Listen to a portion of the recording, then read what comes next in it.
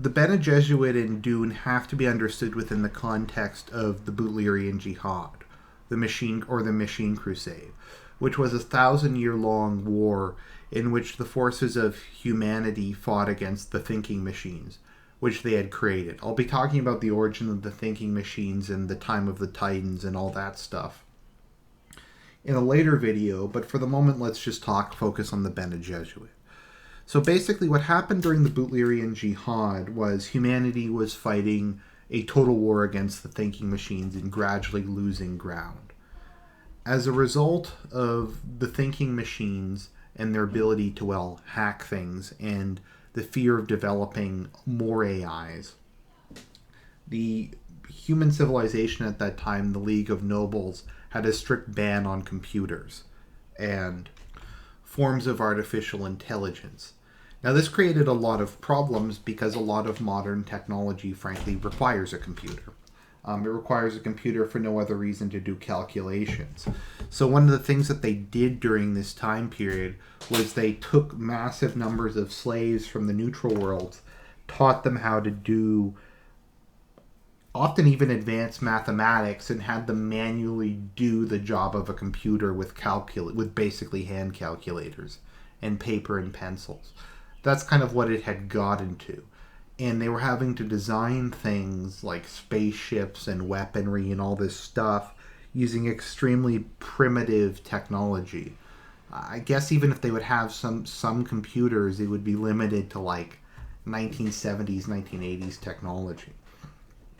So the war was essentially going nowhere with the machines, and so the solution that the predecessors to the Bene Gesserit, the Sorceresses of Rossak, came up with was, in order to beat the machines, the idea wasn't to build another machine or to win through weight of numbers, but to make humans better.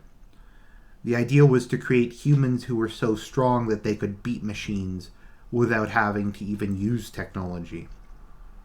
And the Sorceresses of Rossak, initially, their goal was to be used as kind of super weapons against the Semeks.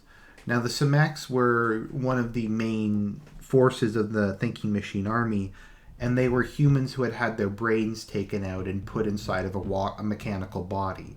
They tended to be much better fighters and much more efficient in their operation than pure machines were, and so they were used normally as shock troopers. The Sorceresses of Rossak had, through generations of selective breeding and mental training, gained telekinetic abilities, and they could fry their own brains as well as the brains of a lot of people around them. And they were able to basically use themselves as thought bombs to turn the tide of many battles. As the war continued to drag on and Semeks were less and less used, the Sorcerers of Rossak turned their attention towards a goal of simply producing more and more genetically perfect beings to serve as the leaders of the army of the Jihad. One of these was Norma Zephira, if I'm pronouncing her name properly, who was created when the leader of the Sorceresses of Rossak bred with a man who she thought that would produce the perfect offspring. Norma was, however, ugly and physically deformed. However, she possessed perhaps the greatest genius the universe had ever seen, and she would go on to invent the full space engine. She didn't invent the personal shield. Glow globes and a bunch of other things. She would eventually become the first guild navigator and become a goddess, more or less. But that's a story for another time. So the sorceresses around this time period abandoned kind of their idea of using themselves as thought bombs, and once again focused, I just got the irony of thought bombs, sorry, and decided to shift their focus towards creating pure humans. And so there was, I'm trying to remember what his name is, the head of the Supreme Patriarch of the Jihad, who had a uniquely charismatic ability. The head of the Sorceresses of Rossak, for instance, sought him out and bred with him in order to gain access to his genes. They took a very genetically deterministic view of people, viewing them as largely conforming to whatever their genetic code was. In part because genetics is something unique to humans that's not shared by machines. And their goal was, once again, to create human beings who were as powerful as any machine. And there were kind of other instances of this during the Butlerian Jihad, which I forget his name, but one of them, one human was taught by Erasmus, a robot, how to think like a computer. He taught him how to, basically through the use of drugs and a bunch of training, achieve similar results to a supercomputer. And that he would go on to found the Mentat school, and the Mentats would basically replace computers by being like a human who had the ability to perform the same calculations as one. And that was also kind of something the Bene Gesserit were looking for. They wanted to, within themselves, just continually breed better and better people to replace machines. So once the Butlerian Jihad ended with the decisive defeat of the machines, the Bene Gesserits sort of almost lost their raison d'etre. During the course of the aftermath, I believe that they participated in compiling the Orange Catholic Bible, which is the main religious scripture in the world of Dune, which is primarily composed of Orange Catholicism, which is a merger of Protestantism and Catholicism, but also contains tracts from all of the world's religions, and from a lot of the fictitious religions in Dune, like Zen Sufism or Zen Sunniism. So their goal at this point, what the Orange Catholic Bible did was it added an 11th commandment: "Thou shalt not create a machine in the likeness of the human mind." And the ultimate commandment that was placed above the 11 was, "Thou shalt not disfigure the soul." And so the Bene Gesserit's view was that we have to continue our process until we can produce a perfect being. And this perfect being can rule the universe. And it was around this time that they came across truth serum, which is raw spice. And what they found was, with enough training, they could train their bodies to molecularly convert one substance into another. So if they ingested poison, they could convert the poison into something that is harmless to them. So when they would inject themselves with Truseer, which is basically the strongest spice possible, and convert it, they would be able to... They would gain access, they would become awakened. I'm trying to think of how to describe this.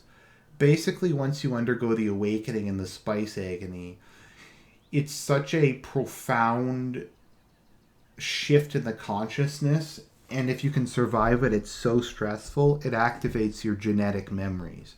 So in the Bene Gesserit, the Reverend Mothers are those who have survived the spice agony, and they can recall they have access to the complete memories of everybody who came before them.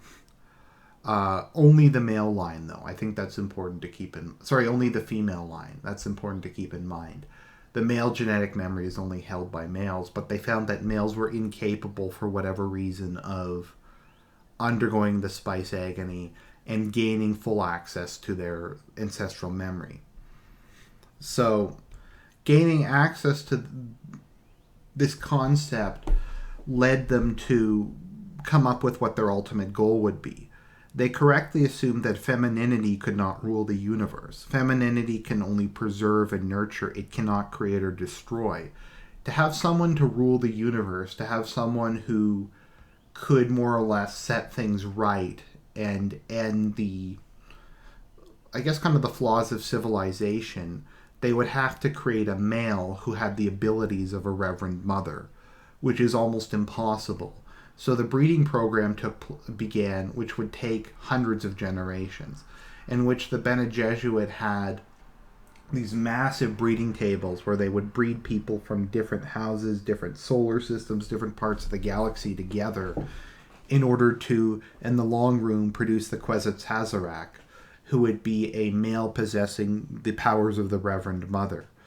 Once this would happen, the Kwisatz Haderach would overthrow the Carino dynasty and rule the galaxy with his immense wisdom gained by fully interpreting all of his past lives, and his masculine abilities would enable him to rule over the universe as a benevolent father figure. The Bene Gesserit would then also emerge from the shadows and directly rule the galaxy. Their view was because they were capable of seeing more or less all of history in one moment, because they had ancestral memory of everything that happened before, that they were uniquely qualified to rule, because they could, through limitless experience, see all the potential consequences of an action. They could also, to a certain extent, see the future, and they could tell when people were lying and what their real thoughts were. So their idea was to have this benevolent dictatorship that would rule over the galaxy and would more or less end the constant squabbling and imperfections. It was kind of utopian. And we can see this in Dune, how this fits into their whole concept of they want to create humans. A human is someone, in their view, whose reason and agency could overcome their animal instincts. The example they had was they made Paul put his hand in a box that made it feel as if his hand was burning, and she held a gamjabar to his neck, which had a deadly toxin. And she said, if you are a human, you'll realize that if you pull your hand out, I will stab you and you'll die. And you will just take whatever the pain is, regardless of how severe it is, because losing your hand is better than losing your life. And if you're an animal, you will just react to pain and pull your hand out. And Paul succeeds the test and holds on for an extremely long period of time. But that's part of kind of their philosophy, is you have to be able to delay gratification, to be able to take any pain, to take any hardship, to have your reason overcome your animalistic instincts. That was kind of their ultimate goal through the breeding program, was to breed people who were more naturally human, who had these elevated cognitive abilities, who could rule their passions, who could make decisions dispassionately, and who could serve the greater good. They were essentially trying to cure the human condition and to cure human nature through breeding. And many of the Bene Gesserits themselves were also products of the breeding program. The breeding program had hundreds of thousands, perhaps millions of participants. And eventually not all of them were involved in creating the Kwisatz Haderach per se. A lot of them were just there to create more powerful beings in order to have members of their own. So that was more or less their ultimate goal, was to breed the ultimate human and to rule the galaxy under their enlightened regime. And throughout their history, they tended to very much take what they would consider an enlightened perspective towards conflict. Whenever possible, they would achieve their aims through negotiation, preferably offering something, be it information, be it a beautiful member of their sisterhood as a wife or concubine, or be it money, in order to attain whatever their goals were, which most of the time was obtaining genetic material in order to continue their projects. But sometimes it was also power, sometimes it was other information, etc. So they preferred to use negotiation when possible, coercion, subterfuge, seduction. They shunned away very strongly, and they would readily admit this, as it was against their nature as women, from any kind of direct physical violence. They didn't really like to use violence or murder to resolve their problems. They preferred to use manipulation and diplomacy. In part, they saw that as being enlightened. Reverend Mothers were much stronger than normal human beings, possessing much quicker reflexes and the ability to more or less mind control people by using the voice. The voice, my understanding of what it is you calibrate your voice in just the right way to hit certain parts in someone's subconscious and free them, or to bend them to your will. So that tended to be their preference. And the irony is they achieved their goal of generation early with Paul. Paul was not supposed to be the Quetzalcoatl. He was supposed to be a girl who would have been bred with Fae to produce the Quetzalcoatl. Nevertheless, though, Paul was able to undergo the spice agony and gain prescience as well as accessing the male line. Being the male equivalent of a Reverend Mother and the product of 10,000 years of the breeding program, he was incomparably stronger than any Reverend Mother, as he possessed the power of creation and destruction as opposed to merely the power of sustainment. And he would go on to do what their goal was and overthrow the Emperor and rule the galaxy. However, it was a twisted version of what they wanted. It was a brutal, ruthless autocracy with none of the kind of the wisdom or enlightenment that the Bene Gesserits might have hoped for. They were also disappointed by Leto II, who, while having his own philosophy, was beyond their control. Eventually, they would more or less get their wish in the aftermath of the scattering, in which what remained of the original 10,000 worlds of the Imperium would become a loose confederation held together by the Sisterhood and its soldiers. The eventual end of the order came when the Honored Martyrs, who were kind of a splinter faction combined with the Fish Speakers, returned from the scattering, and I forget her name, was able to become both the Mother Commander and the Mother Superior, uniting the two orders together. Overall, the Bene Gesserits, the morality of their actions are something very confusing. Their motivations were frequently not very well understood even by them themselves, and they were widely despised throughout the galaxy, who called them witches or whores for their strange abilities and their willingness to use their bodies in order to control men. I personally have a rather mixed view of them. On one hand, they are much less violent, and they do favor a greater good and are willing to sacrifice themselves in a way that many of the other people in Dune aren't. They're certainly much nicer than, say, the Harkonnens. On the other hand, their vision of humanity would have eliminated freedom, leaving the majority of humanity as basically being animals, while their selected clique of those that they deemed human would rule over them as benevolent despots. Whether or not you agree with them or think that had they produced their Quetzalcoatl they could have achieved the utopia they longed for is a matter for open discussion.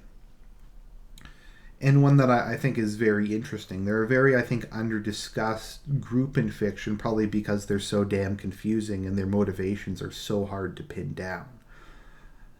But that's mostly what I have to say about the Bene Gesserit. They're a product of the Butlerian Jihad and the belief that you have to make a human as strong as a machine, as well as a belief that the way to make a human stronger is through genetics and through breeding, and that it is memory and flesh and the soul that is what makes humanity great, not the things that it creates or builds.